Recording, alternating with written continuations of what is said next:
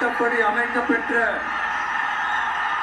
இந்திய அரசியல் அமைப்பின்பால் உண்மையான நம்பிக்கையும் மாறா பற்றும் கொண்டிருப்பேன் என்றும் இந்திய நாட்டின் ஒப்பில்லாத முழு முதல் ஆட்சியையும் ஒருமையையும் நிலை நிறுத்துவேன் என்றும் தமிழ்நாட்டு அரசின் முதலமைச்சராக உண்மையாகவும் உளச்சான்றின்படியும்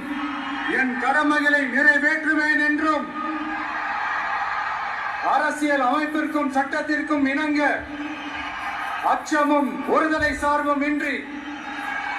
விருப்பு வெறுப்பை விலக்கி பலதரப்பட்ட மக்கள் அனைவருக்கும் நேர்மையானதை செய்வேன் என்றும்